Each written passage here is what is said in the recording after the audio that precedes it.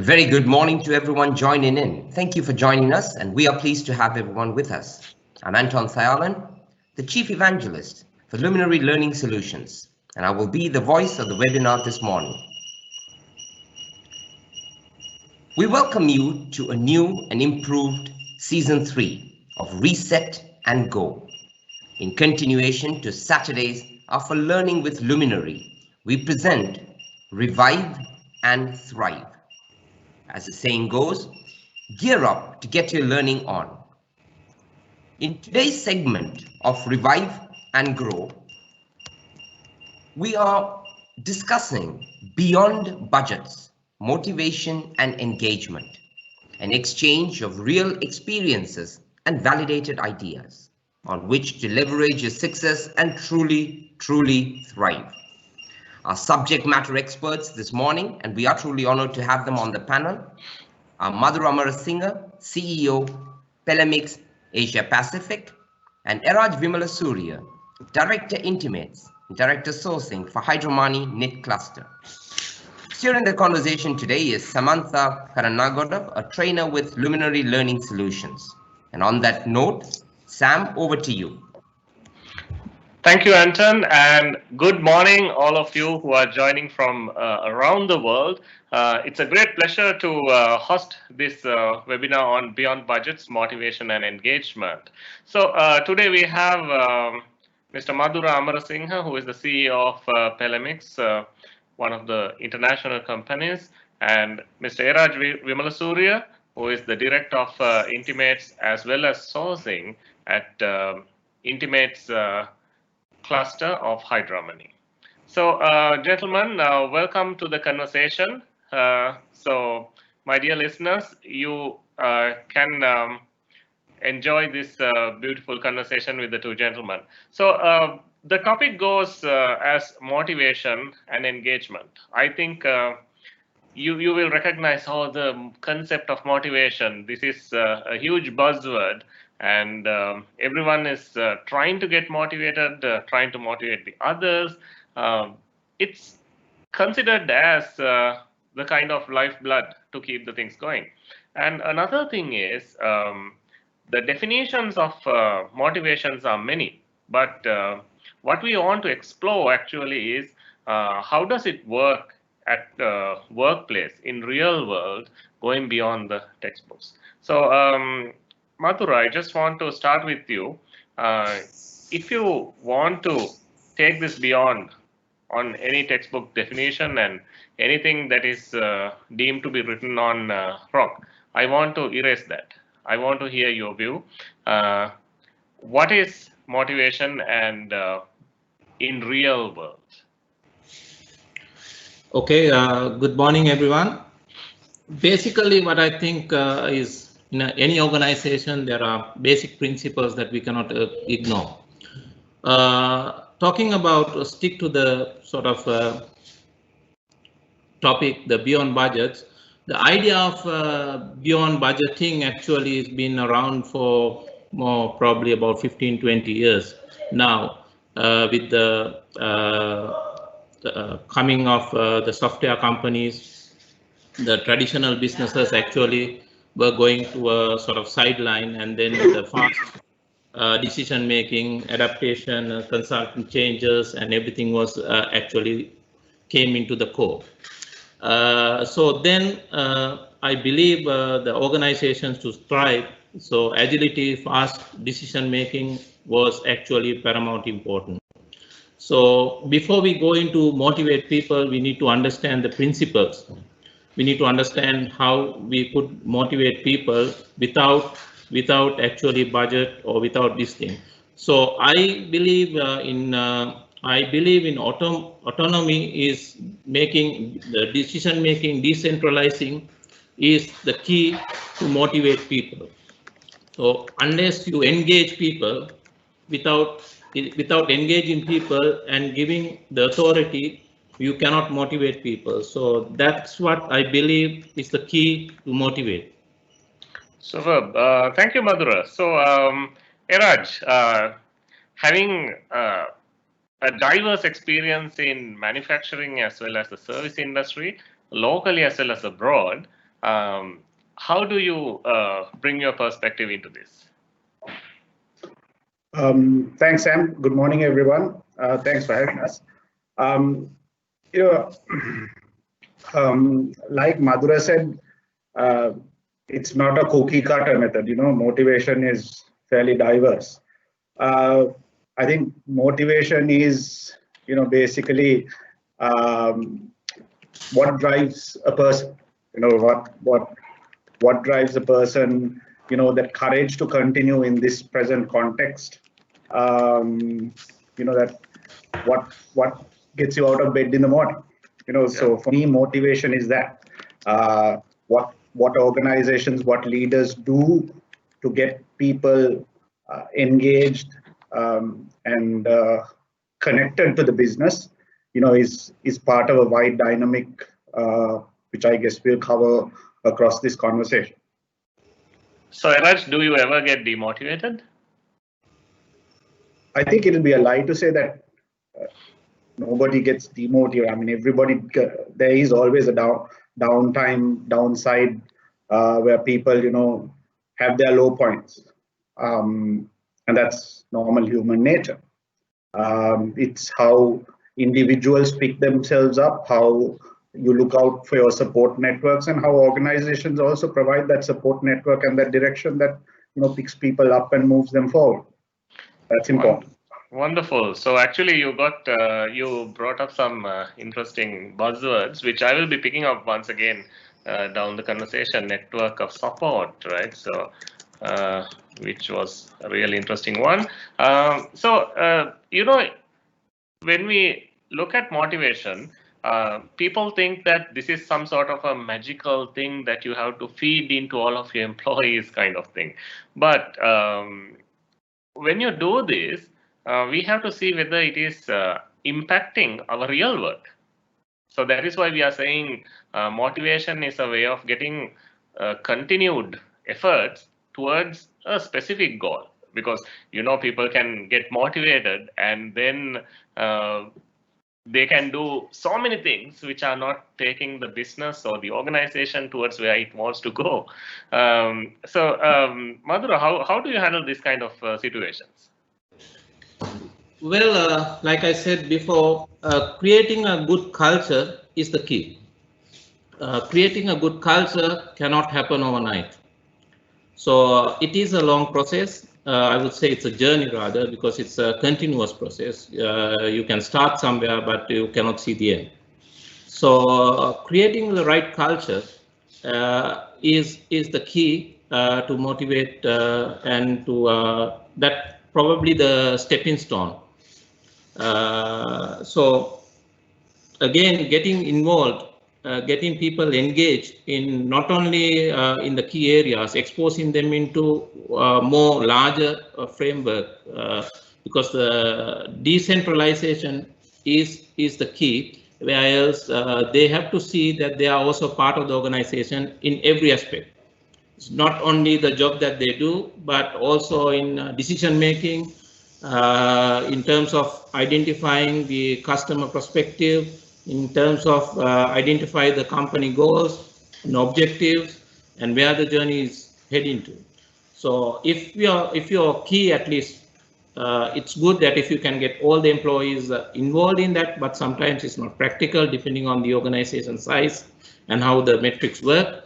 But in by and large, if you can get the key people involved in every aspect of decision making, I think you are creating a good culture, and by itself, then you are creating a sort of a team environment that even in a day that you are not motivated, the team carry you. Otherwise, what you can, if you are working on a sort of isolation, you are managing your affairs on your own. But where in a team, you have a chance, that the team members can motivate you. Team members can carry you to the task, and also they will understand long term. You can have off days, you can have bad period. You can have certain issues that is actually bringing the company down. But you have the strength. You have the strength to face to all those challenges. Those are day-to-day affairs in any organization, and so that creating that culture is very important. Without creating that culture, and to say, even however much you put invest on money on training programs and other things will not work. The basic, I think, is the pillar is the culture.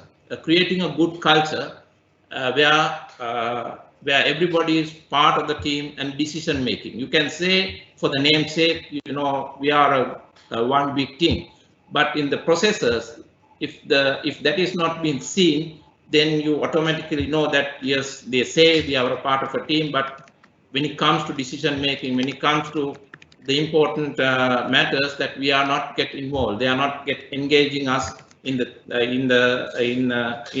whatever the processes. So for me, I think it's very important to create that culture and to understand that this culture cannot be created overnight. It's a long process, and that's the starting point. Very well said.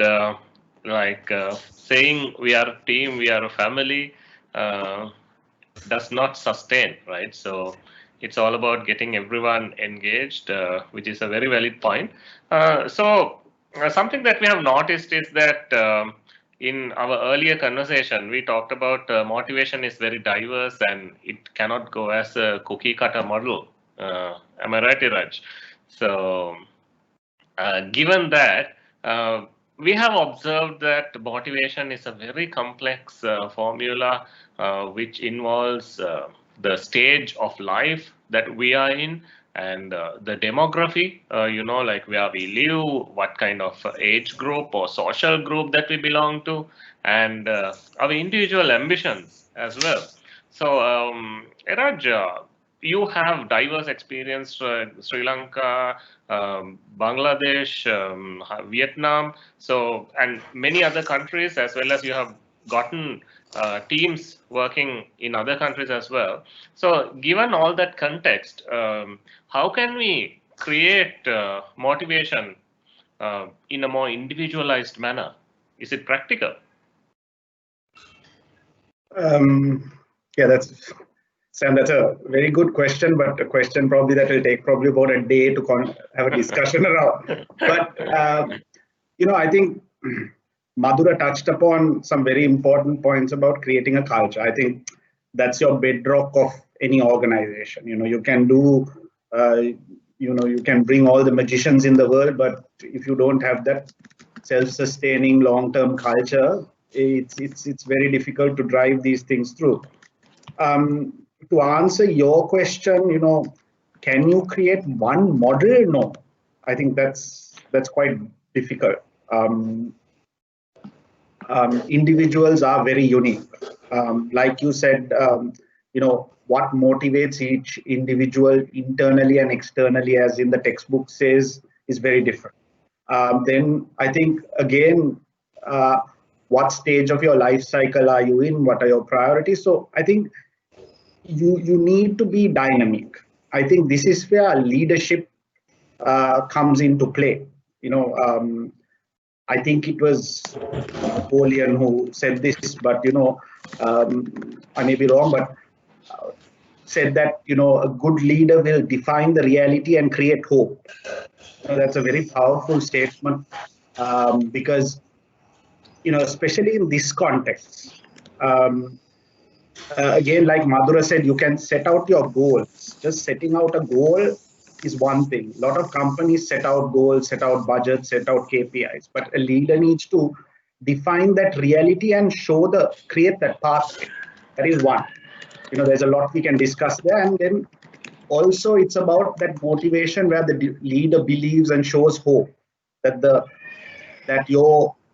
person can get up and come into work motivated. I think that's very important that you do that, because then that's how you motivate individuals. You motivating a team can be all those team meetings and the outward bound programs and little social things and all the other things that come with it, your external rewards, all of that. But then when you start trying to motivate individuals, you need to match needs and wants of the individual to the organization. And one good way is to clearly define the path, how you're going to get there, give people that hope. Sometimes we do one or the other. We define the path, but we don't give people hope. That is also important. Sometimes we just give them hope by showing them all the motivational videos and giving them all of that. But you just say that is the path that you need to, that is the goal you need to achieve, but you don't know how you're going to achieve it. So I think it's a mix of the two. To very in a very short manner to answer your question again, I think there is no one method to universally have one model, but it's a combination of a few things. I mean, exactly. Yeah. So it's very interesting that you talked about showing the path, giving hope and then showing the path, right? So that is a lot about facilitating the employees rather than pushing them towards achieving something. Madura, now how does this work in practical environment? If you are allowed to speak out of your workplace experience or any other engagement experiences? Well, I'll touch with the company that I work with. We are actually a agriculture product based company that we are into export. We are into exporting to our products to many countries. But in our field is a very competitive field. It's very motivation is a very key factor to retain people in the sense, because to attract people qualified or good people is very difficult, because the product that we use, product that we produce has a very to differentiate is very difficult. So in the end, then you cannot have a typical manager comes with or a general manager comes with a high salary or other perks that other corporates offer. Is very difficult for us to offer. So in the essence, it is a very challenging to attract new people for us and also to retain people. But that's where I think it's key, whoever is leading and creating again, going back to the right culture, in a challenging environment like that, to attract people and to retain people, good people. So we need to find other ways to keep them going.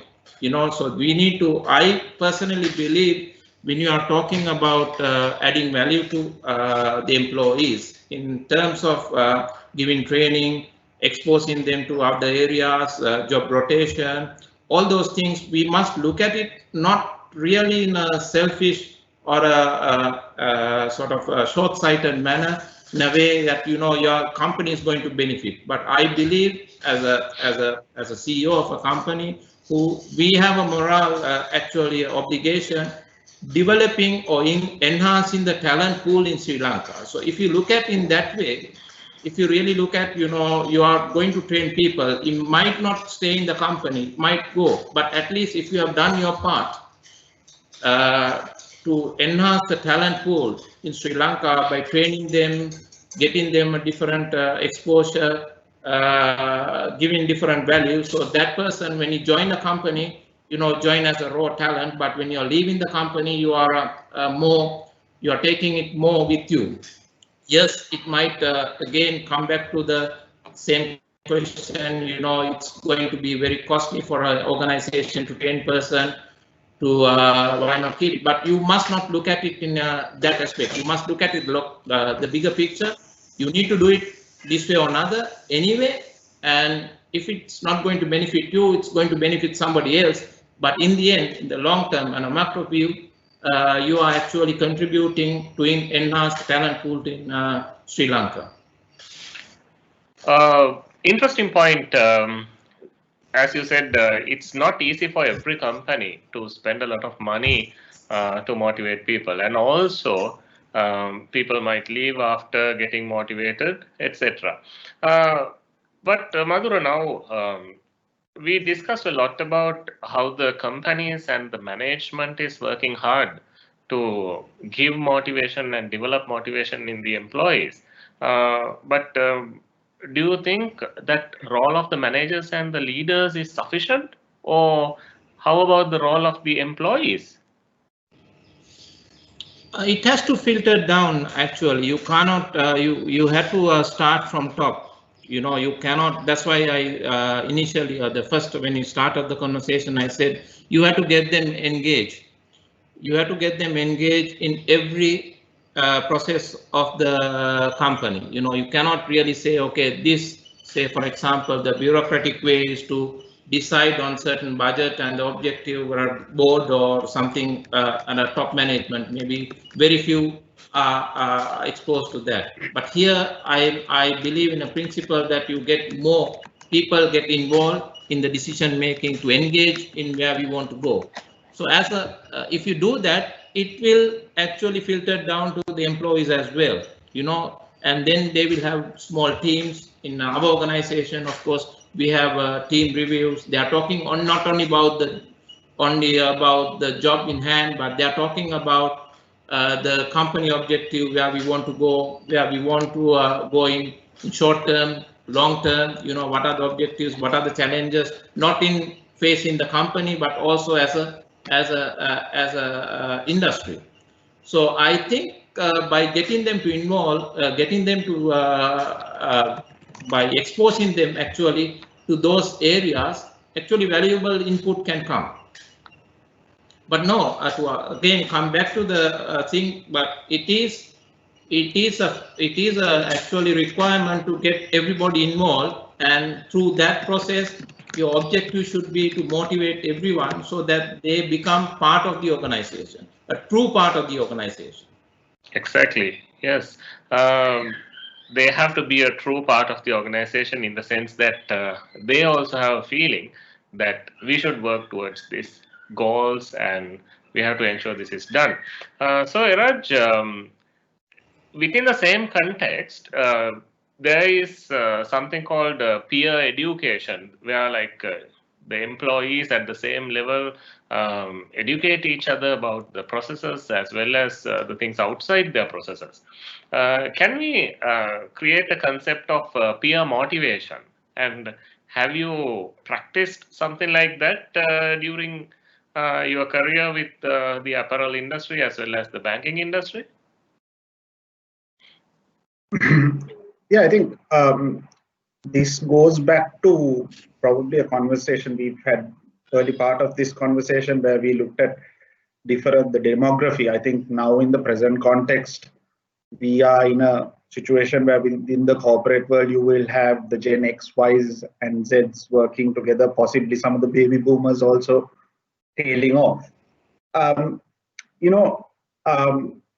Peer education, best practice sort of sharing concepts is great. I think this is where I think Madura touched on the point of getting people involved, which means a motivated, obviously people compare. When you're in the organization, you compare yourself against each other. Some people benchmark, aspire to be like somebody. So naturally, there are times when you use high performers to, run meetings, share what they have done, which intrinsically motivates the other person. That's one side of it. But there is a great part, it rubs off. It rubs off like in any team environment, positivity rubs off. So when you have high performing people, that's why when you create teams, sometimes you look at a blend of people. Sometimes you create the outgoing people, the go-getters who you would stereotype as the performers technically, and then you have the people who are probably more quiet, who probably get a job done but are not seen out there. Some of the people who are not as motivated or low performers, you try and club them into teams so that they learn from each other and they thrive off each other. Working in an organization is, like Madura said, creating a culture. And that culture, you need to get an ecosystem where people can thrive off each other, learn off each other. Creating a culture is being able to create that environment. where people can, criticize without the fear of having any recriminations coming back, things like that. So I think it's a very strong point that, as much as you can spend money on training and development, this environment, this culture, and again, going back to Madhu, creating that long-term culture is, it's important to have peers motivating each other, driving each other, and, bouncing off each other. Exactly. Actually, this concept of positivity rubs off, which is a beautiful thing. I have heard somewhere that your company, that means with whom you are hanging around with, will define your success. So I think that pretty much goes inside the workplace as well. However, I will be bringing this topic up once again towards the later part of the conversation, because now our interactions are limited due to the COVID-19 situation. So I will bring it up later. But before that, Eraj, I want to ask you about whether this investment on motivation actually drive a positive engagement at workplace, and does it always give the intended results? Sam, I think, when you talk about training and development per se, companies will make an investment on individuals and on teams. And I think they're well aware that, you will get X percentage in. It's not going to be 100% high 80% success rate. But one thing in organizations is one of the key factors to drive organizations to the future, create engagement, motivation, is knowledge, and training and development is a big part of it. So I would say, yes, training and development does have a role to play. It's about, gone are the days where I think probably when Madura and I started off in our careers, we used to go for training programs and you were supposed to absorb the entire 8 hours that you were there, everything A to Z. I think now you go for a 3-day training program and the trainers at the start say, pick 1 or 2 things that you will learn and when implement. So I think that's important for an individual to be put into a training environment once in a way, sharpen their skills, or get them to learn one new concept that they can actually go and take back to their teams, to their organization, and implement it, share that. So I think that's important from a training and development point of view. Wonderful. Yes. So training and development is believed to play a part in this, but I would not, of course, hesitate to say that this is the only thing that will create motivation. In the meantime, we are actually getting a question from Sanjeev, a Sri Lankan expat who is currently in Dubai. I'm starting with Madura. How can we find out if employees are motivated or not? What can the leaders do in that regard?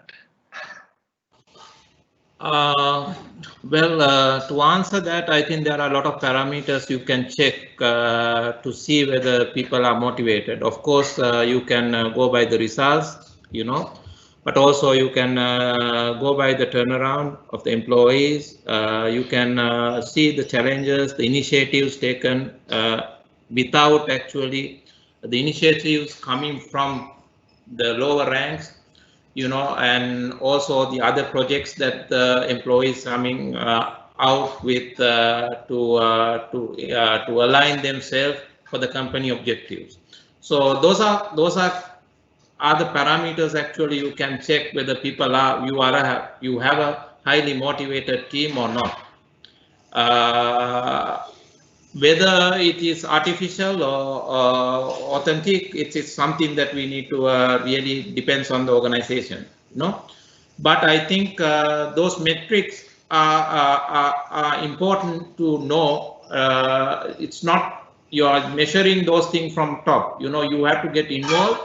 The managers need to understand, and employees need to know where their motivation levels are. It doesn't mean that from it you can maintain those levels at the same sort of line day in day out. It can have ups and downs, but overall, if a team is motivated or not, can be measured with a lot of parameters in the company.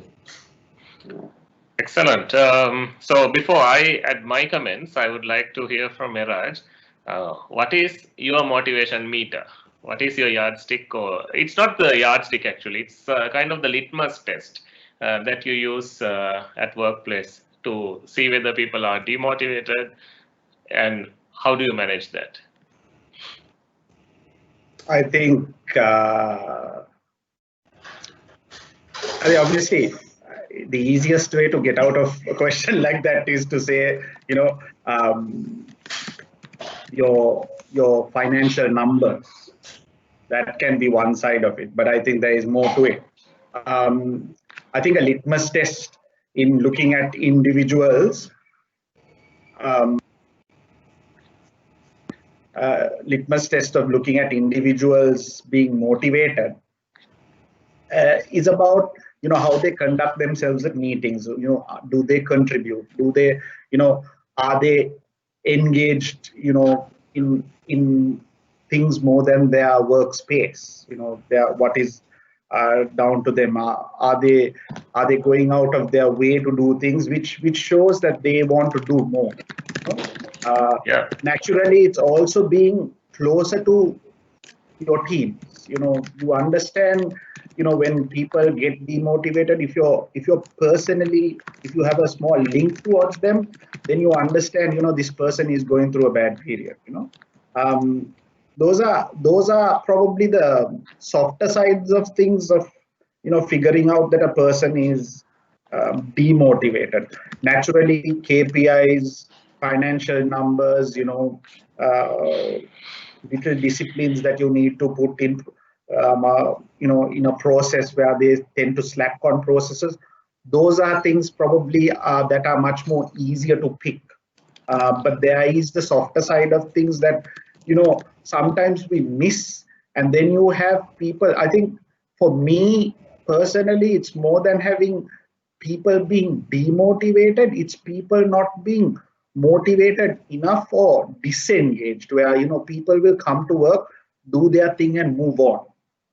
I think that has significant opportunity losses and sometimes costs, because I might just do my job and pass it on to you without not giving critical information, which you might have to reinvent the wheel on, which is lost time and things like that. So it's two things, but I think there is that side of it also, the more softer side, that I feel that is important, that we need to probably gauge, and that again is very unique, and it's how close you are to teams and what sort of information flows you have also coming through different channels. Wonderful. Yes, exactly. I think you made a very good point, especially like outside the financial figures and KPIs, which are measured only periodically. We will start seeing signs of their behaviors. And what I would like to add is the managers should have a sort of a sixth sense about their subordinates, as well as like the individuals should also have that particular sense about their peers, so that they will be able to figure out there is a bit of a motivational slump coming up. So now, Eraj, if a particular person is not motivated, sometimes they don't even know that they are demotivated. So sometimes they might be lacking that intrinsic motivation. How would you manage that kind of an employee?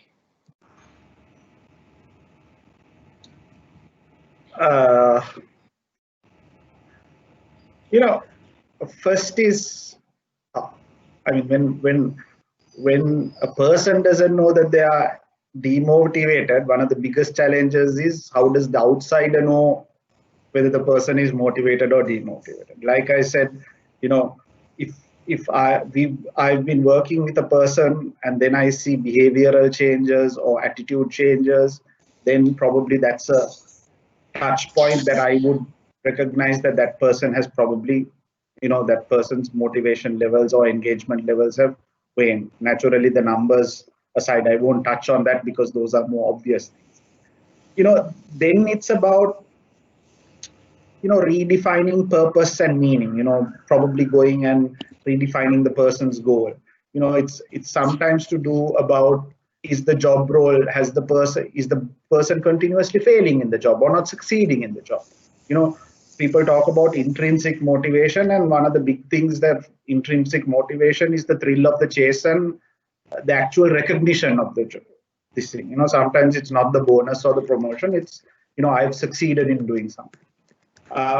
So, creating those little successes, something about leadership that I have had the privilege of working under people at different points in time, is showing appreciation and showing gratitude. That is a huge motivation for us to be able to, as when your boss or your leader turns around to you and says, look, well done, that's worth its weight in gold. So I think that's huge.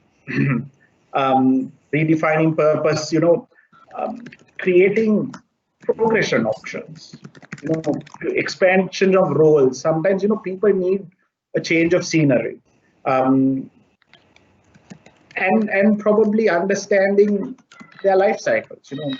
Some person who was young, energetic, driving numbers, probably now the priorities have changed into more being family oriented, weekends more.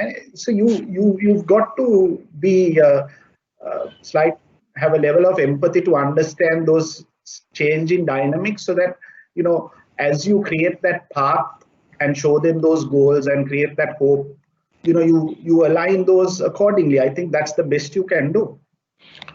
Wonderful.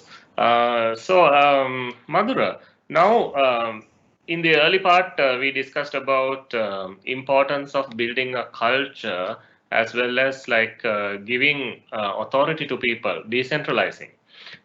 In this process, how should we empower our managers, and what kind of tools and the skills should we give the individual managers and team leaders to become part of this motivation engine? Well, I think Eraj touched on a key aspect of it, to appreciate and recognize, and I think it's a huge factor. And also I add a few other elements actually into that. It's called it's a freedom, the freedom for them to do it, because motivation is again it's not a straight line. It goes up and down, like I said, and for different period of time, different factors motivate them. I can give you an example. Say for at some point in time or in your career, your salary and other things might motivate you to do a better job. Sometimes, finding a job closer to home, depending on what stage in your life, might a motivating factor than all the other factors. But coming back to the tools that you need to use to give the managers, I think I touched on that a little earlier also. I think autonomy to make it and the freedom to make decision, and also to make sure that they are part of the decision making, and also have a very transparent system to evaluate or to decision making, and to see what the goals are, to understanding we all align in the same sort of line. And also the values. Everybody needs to understand the values of the company, so based on that, the managers are motivated. And also you are talking about the sixth sense of the manager, because the top manager or the organization will never be able to understand and go down to each and every employee level. So the manager needs to understand his team, the flow. How does it work? Which employees are not motivated, for what reason? So they should be able to understand and bring that they have the autonomy and they have the freedom to make decisions and make changes, to understand and to without going up and down and taking the process to the manager, to the top. And if it is taking a long time to make that decision, it's too late. The manager needs to, you empower the manager to make those decisions, to identify and to change the direction of the employee. I think those are the tools actually will help to manager to make those decisions, and then he truly belongs to that organization. Exactly. Yes, I think very nice concept of propagating the values throughout the organization, which will actually create the pulse, and with the sixth sense, we'll be able to measure that. So we are getting another question from the audience. This time it's Farhana from Bangladesh. So she's asking about in the context of current COVID-19, I think as much as Sri Lanka is hit, Bangladesh as well as most of our regional countries are hit with this virus. Motivating can be done when the things are going well. But considering the current situation, has this been a challenge for you, and how have you managed this within your organizations? Starting with Madura. Very easy question, and is a very current question as well. To be honest, again, like I said, creating a culture is not a coincidence. It's actually the organizations were put to the real test with this kind of pandemic, where they were, what kind of culture that they have created. If you have created a positive, more decentralized, where the decision making is, you get a lot of people engaged in decision making, to face these challenges would have been much easier. That is a fact, and we have seen it. Many organizations actually fail in to face these challenges because they didn't have the right culture in the organization.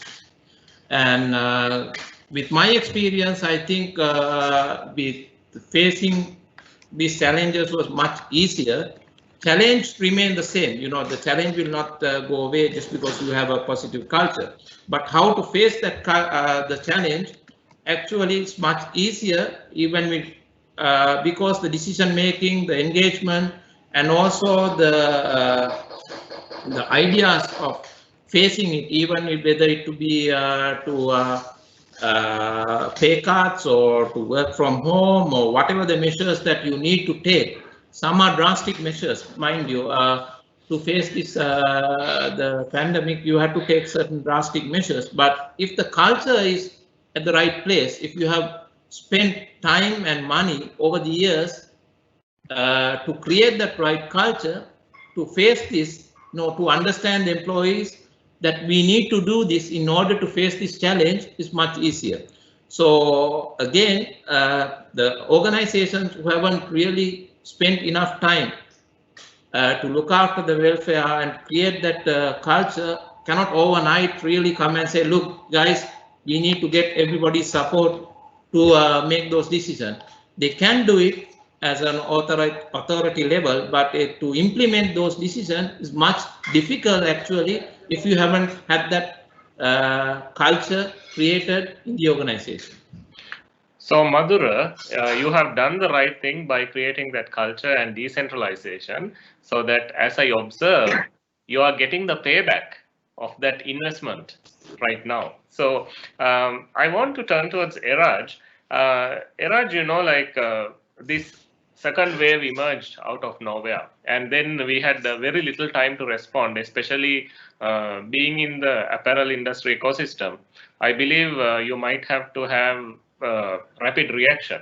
So within that context, what were the quick methods and etc. that you have taken within the same question? So motivation can be done when the things are going well, but right now the things are a chaos, right? I don't know how many of the plants are actually running, so it's a very challenging time. Within this, how are you managing motivation? Yeah, I think over the last couple of years, things like budgets and all have become very dynamic.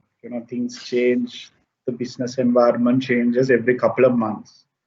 I think if we go back in a Sri Lankan context to April of last year, since April of last year, it's been absolute chaos. We had the Easter attacks, and we were just coming out of it, and then when COVID-19 hit, we are predominantly export bound. So I think for us, COVID-19 started hitting from the beginning of the year. It's not about numbers and all of that. It's how fast and dynamic you can react to these changes. That's one side of it. Yes, you can sit around and say, okay, let's do this. How do you execute that plan? And that's where I think I felt previously when I mentioned about defining the reality and creating hope. And this is where, in this present context, creating hope and more creating belief, saying that, look, guys, if business is down X percentage, you have to. Madura talked about drastic measures of pay cuts. Sometimes absolute downturn in businesses. Some businesses running might, their business might go down 50%. Some might go about much greater. But then how do you create that belief? Where you set out a plan, tell them, look, this is what we want to achieve over the next couple of weeks. I can remember when the first wave hit and we had to close, we went on a close down. Our regular meetings on a daily basis were about what's the plan for the next week, probably fully well knowing that we would be closed. But okay, if we open, what do we do? If we don't, what is the next step? So you keep on being dynamic. I have this thing that I keep on telling my team, play what's in front of you. Sometimes you can't create things. You've got to see what's the reality in front of you. With this COVID-19, there is so much of negativity going around. You can go into office and spend hours talking about how many new cases there are, but we need to be a bit more pragmatic. We need to bring positivity into the team and direction. You set the direction. Yes, there is a pandemic. What if this area gets closed down, and if one of our plants are in that area? Okay, right. We'll take that contingency, but we also set out a plan, and that plan may change by evening. But you need to give that belief to the team that we are on top of it as best as we can. And that's as much as you can do to keep the people motivated. And even as individuals, I keep on telling whoever I work with, look, there is certain things that you're in control of. Play to those. Then leave certain things to the leadership. So there are some strategic decisions that will be made. From a country point of view, there will be certain decisions that will be made. But let's play what's in front of us.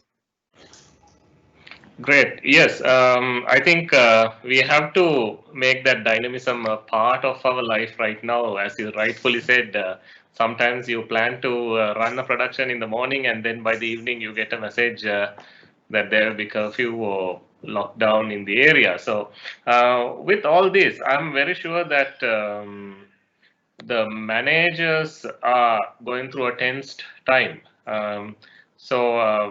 Madura, I want you to give some advice to the up and coming managers about how are you going to check the level of motivation and to keep the motivation going on, especially going beyond the structures and systems.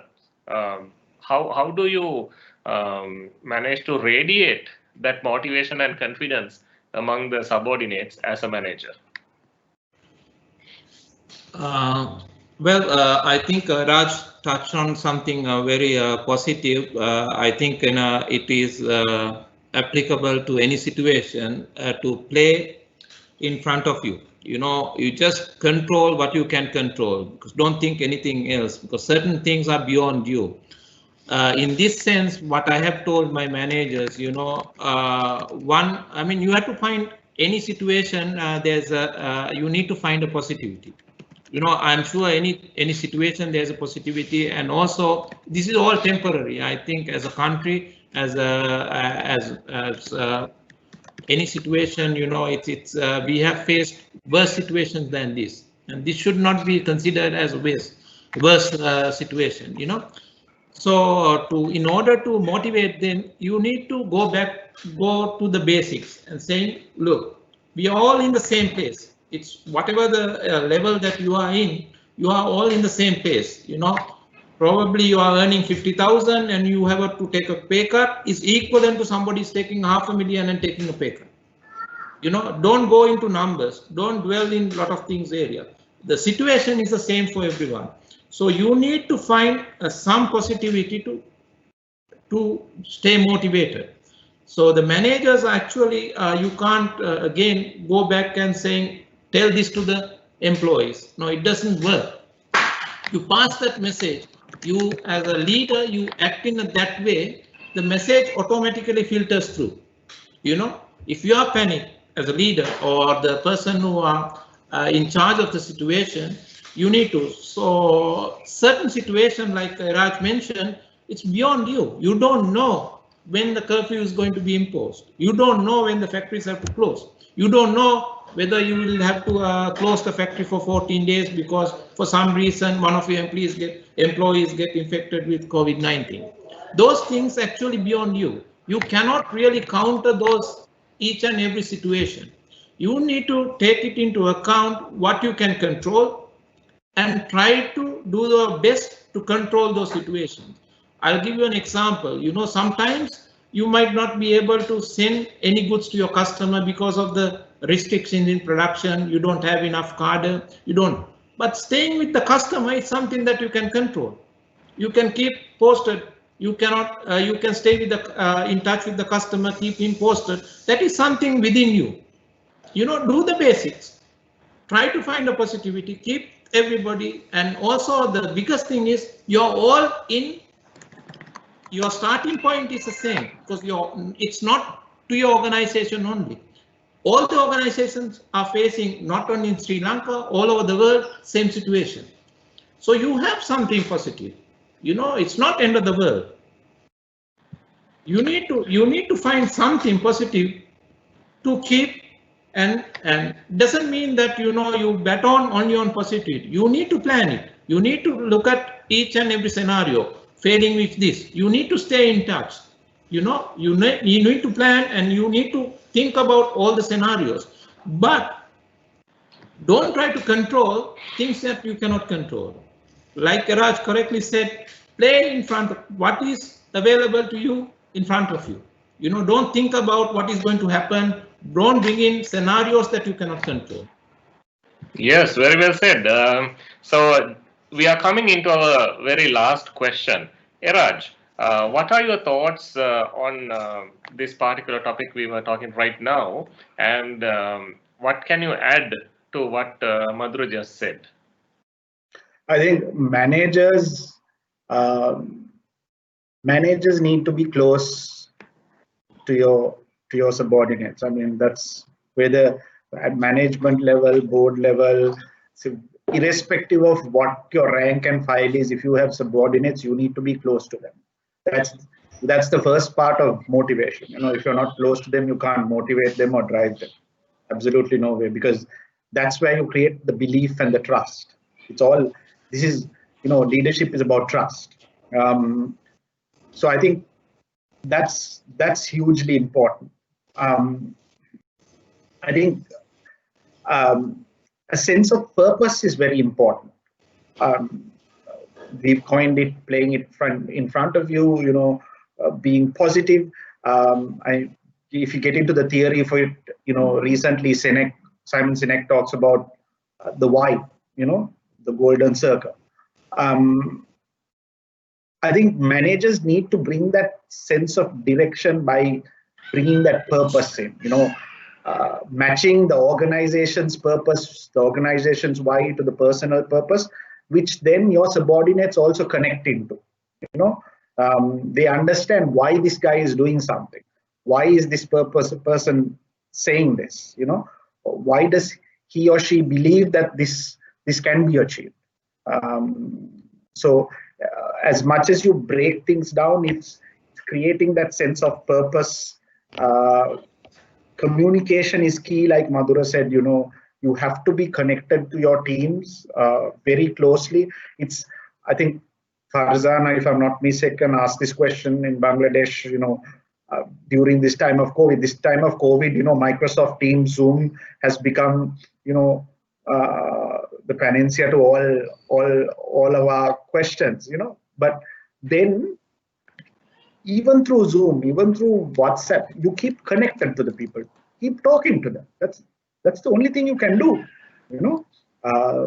and keep people motivated. It's and try and make it business. Working from home and working and at home working are two different concepts. So sometimes you need to, working from home is when I choose to stay at home and work. If I don't choose to stay at home and I'm working, that's at home working. So then managers need to be, a bit mindful of the background of that also. That there are kids running around, and so it's a lot about connection, communication. Building that link between your teams. That's the only way we are all going to get through this, and for the future also. Whether you're COVID-19 or irrespective of COVID-19. Well said. Thank you, Eraj. Thank you, Madura. I truly enjoyed this conversation, and I feel I was very privileged to work with you guys. Gentlemen, we are mindful of the time, and we have to come to the end of our session. So thank you very much for your time and insights. Enjoy your day, and I hand over to Anton right now.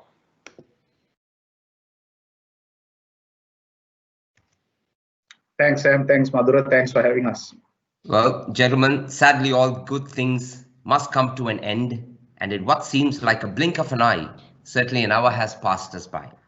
Well, thank you everyone for joining us in and for staying locked on. Madura, Eraj, thank you very much for weighing in into this beautiful and delightful conversation. Fanning the tiny inner sparks of possibility into flames of achievement is certainly the essence of motivation and engagement. As we rightly heard, at the end of the day, motivation and engagement of a company's greatest assets, the people, becomes a company's greatest competitive edge. People often say that motivation does not last, neither does bathing, and that's why it is recommended daily. So on that note, thank you very much for your time. I'd like to thank H1 for being our technology partners for the third season running. And we are grateful to Samath and his team. Coming up next, in the next hour, is This, That and the Other, Season 2 with Varun. Do join in, and they are discussing another interesting topic, which is good parenting while climbing the corporate ladder. Can both be done equally? Well, on that note, thank you very much for joining us in. Enjoy the rest of the day. Stay safe, stay productive.